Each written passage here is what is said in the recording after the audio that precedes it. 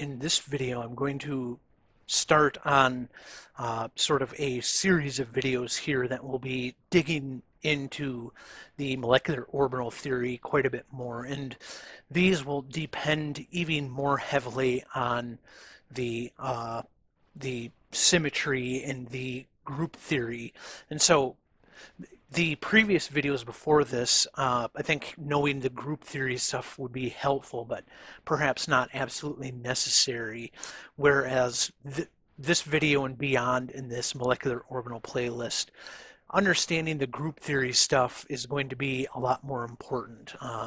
And so, things like character tables and then especially the projection operator. And so if you haven't watched those in my group theory playlist, then this is kind of where I would recommend definitely going back and checking that out, because I'm going to mostly just assume that anybody watching this video and videos after this in this molecular orbital playlist will have some, at least that much understanding of group theory. But anyway, so to start with, so molecular orbitals, as I said in a previous video, are constructed from the sums of the atomic orbitals. And so the molecular orbital is the psi in these phi subscript 1, 2, all the way up to n are the atomic orbitals, where n is the number of atoms in this molecule here. So the squares of these c's, so these c here are these coefficients, the squares of which are the contribution of the atomic orbital to that molecular orbital.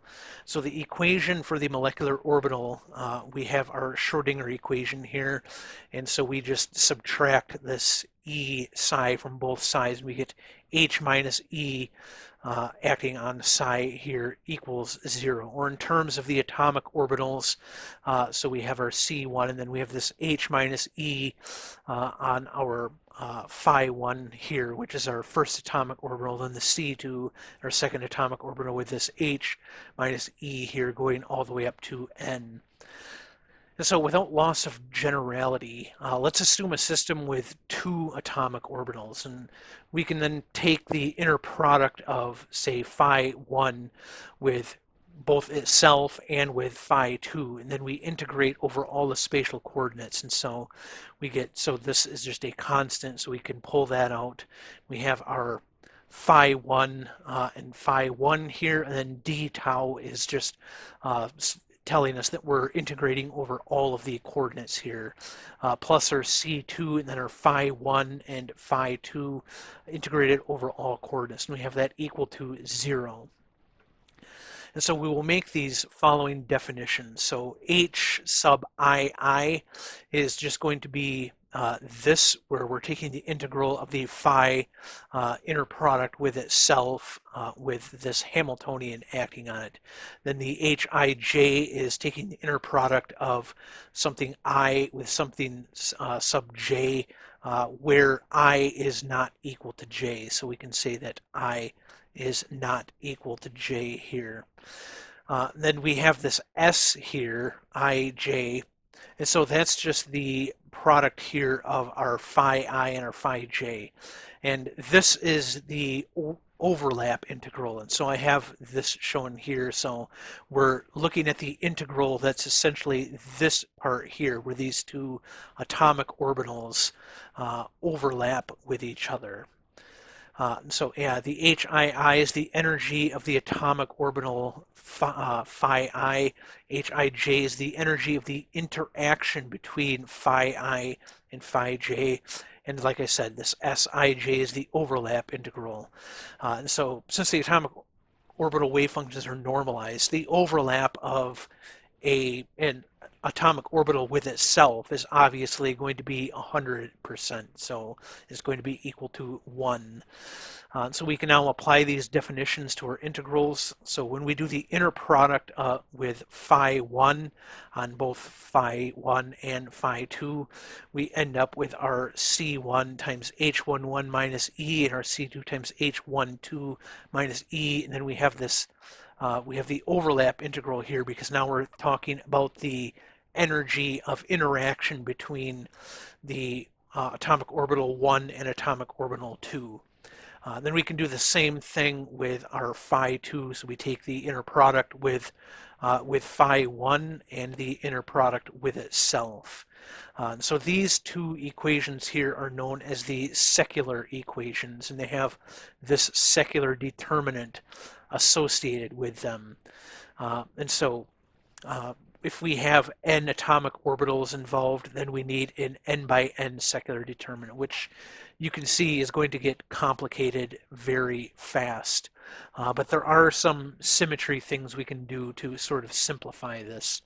So integrals of this form here, where we have I and j, are non-zero only if the direct product of the symmetry species of the wave function involved in the integral is equal to 0 or contains the totally symmetric representation. And so 1 here, so only the direct product of a representation with itself is equal to or contains the totally symmetric representation.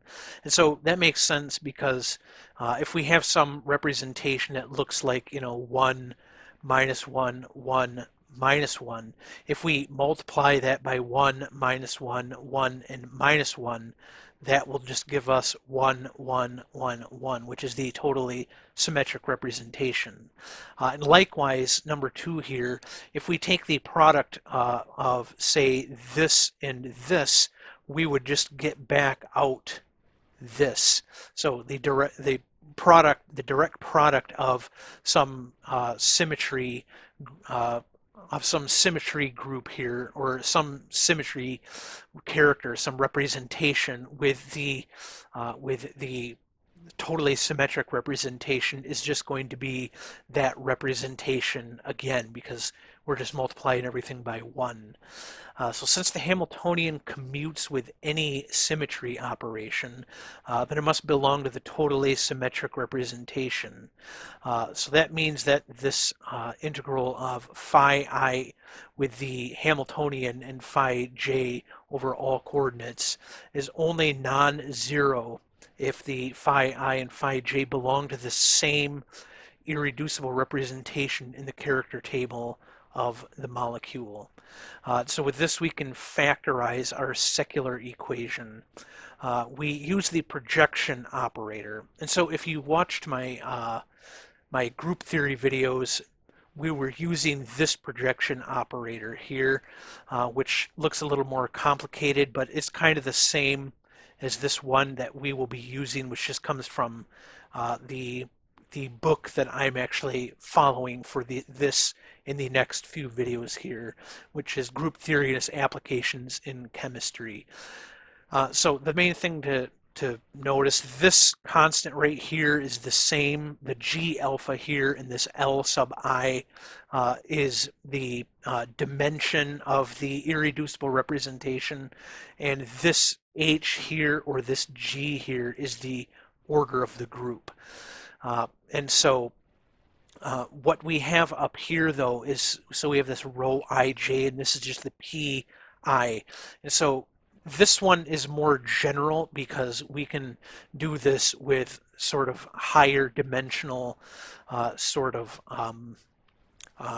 representations. So we can do it with 2 by 2 and 3 by 3 matrices and so forth, where this one down here that we will be using will assume 1 by 1 irreducible representation, so we only need that single subscript there. And this L sub I is going to be pretty much 1 every time. But yeah, so the other things here, so this is another thing that's, if you watch the group theory videos, is a little bit more complicated, but since, like I said, we're using these 1 by 1 representations, we just need the character of that symmetry operation there. Then this R sub n and this R hat here is just the symmetry operation. So Like I said, this video, I'm being very general. In the next few videos after this, you'll get a little bit better of an idea.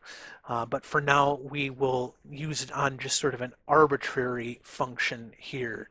So we have f equals x squared plus xz. And so we'll use the C2V point group here.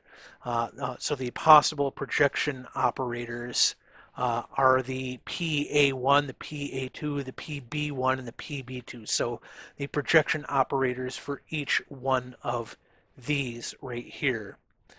And so we see that the x in our function up here transforms as 1 minus 1, 1 minus 1 under the force symmetry operation, as well as z is just 1 for each.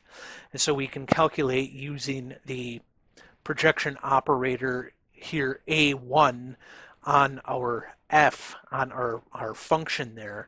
And so we take the 1 times the function, or the function after we perform this this identity operation, plus 1, which so the first one comes from there, the second one comes from there, times this function after we perform this C2 operation, plus 1, which comes from here, times this function after we perform this reflection, and then plus 1 times this function after we perform this other reflection here. And so what happens is, because the x transforms as 1 minus 1, 1 minus 1, what we're going to end up with is a minus in front of these x's right here. And so those become minus, where these stay positive because they are being squared there. But then, so we're just multiplying by 1 from the character for each of these, and so that won't change anything. And so when we add these up, this xz will cancel with this xz will cancel with that xz, so we have x squared times 4, and then this 1 over 4 is because we are using, so the h up here, remember, is the order of the group, and we see we have 4 operations here in the group, and so that's a 4 right there. So it's 1 over 4x squared, and so we just get x squared. So we've projected out the x squared with the projection operator PA1. So we projected it out, and what we mean by that is we have sort of removed this xz part of the function so that we're sort of only looking at the x squared part. And so remember, a projection is, so if we have like a line here and then we have this right here, the projection is sort of looking at how much of it is over top of this line right here. And so we're essentially kind of analogously saying that this part here is the x squared part, and then the sort of I guess y component here is like the xz part, and we're sort of removing this xz part and looking at just the x squared part. So that's what we mean by saying that this is a projection. So like I said, we projected out the x squared with this operator here, which means that x squared belongs to the A1 irreducible representation, but the xc does not, which we can see in the above character table. So we see that the x squared here is in the A1, but the xz here is not. That's actually in the B1. And so we can do this for the B1 here. So we do the same thing. And so we act with our B1 here. So now we have the 1 minus 1 and 1 minus 1 from there. And then we're acting with each of these operators on these functions here. And so acting with each of these operators is essentially what this R is telling us to do here in this projection operator. So we want to use that on each on the function, that each time on the function, each of the of these symmetry operations. And then this part here is just the character, which is what we are doing here with this one, this -1, this 1, and this -1. So that's what that is doing there. And then we just sum all of those. Then, of course, we divide it here by the order of the group. All right, and so when we do this here, so we end up with the x squared. Then this x squared, it has this -1 in front of it, and this x squared has this -1 in front of it. And so we this x squared cancels out with this x squared, this one with this one, and so we end up with just these 4xz's. We divide it by the 4, which is the order of the group, and so we see that this should be B1 right here, not A2. And so we get this xz here, and so we can see that up here in this table. The B1 has this xz here, and this x squared has been projected out of it. And so we can do that with the B2, and we see that we get a 0 for that. And the same thing would be if we did it for the A2. So like I said, this right here should be the PB1 instead of this PA2. And so that is equal to the XZ. So neither the x squared or the xz belong to the B2, which we can see up here on our character table. So this B2, we don't have the x squared or the xz on that. All right, so setting up our molecular orbitals. The wave function, as we said, of the molecular orbitals psi are formed from a linear combination of a set of the atomic orbitals, this phi sub I. And so the molecular orbitals and the atomic orbitals will have the same symmetry. These are called the symmetry adapted linear combinations. And you'll often see it abbreviated as SALC or SALCs. So the expression for these SALCs can be generated with the projection operator, which once again is this right here. So if these SALCs are not molecular orbitals, then they are symmetry adapted group orbitals, which you often see abbreviated as SAGO or SAGOs or SAGOs. We generally assume that the atomic orbitals linearly combine to form the SAGOs, which then linearly combine to form these SALC molecular orbitals. So sometimes the SAGOs are the SALC MOs. So if the SAGOs interact with each other, the interaction energy, which comes from that overlap integral, will be non-zero.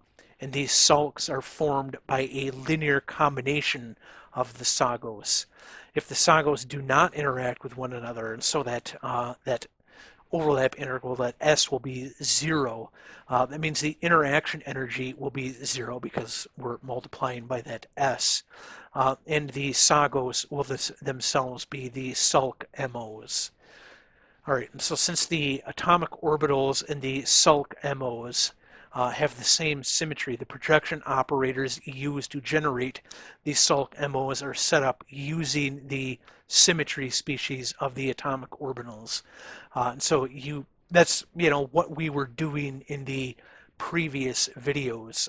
So like when we set up things like this before, where these group orbitals right here are set up using the symmetry of the atomic orbitals. And so, for example, since the pi molecular orbitals are formed from p atomic orbitals, then the p atomic orbitals are the basis vectors to obtain the total representation for our pi orbitals. So the total representation, which is this uppercase gamma, is then reduced to the symmetry species of the irreducible representation. So that's that gamma equals the irreducible representations here, and I've just kept it very general there. So the projection operators are then set up with these symmetry species. So this is kind of what I was talking about right here. And so we get these reducible representations, which are sums of these irreducible representations, where we see in the video that I did on the so I believe this one was for water. Well, this one was for water right here. I think this one up here is the nitrogen. But anyway, so we want to end up with these, and then we use these irreducible representations up here for our projection operators. So for these projection operators like this. Uh, and so yeah, like I said, the group orbitals are these right here, are kind of like these right here. And so we see we're adding these to these atomic orbitals here. So it's a linear combination of them. And so these are our molecular orbitals, which are a linear combination of these group orbitals and these atomic orbitals here. But anyway, that was, like I said, sort of a very general look at sort of what we're going to be exploring in the next several videos in this playlist. And like I said, I'll be going through some more concrete examples in the next several videos. So if this still seems a little abstract to you, then I would just recommend watching the next few videos to get a better understanding of what I was talking about here. But anyway, I hope you found this video helpful, and I will see you in the next one.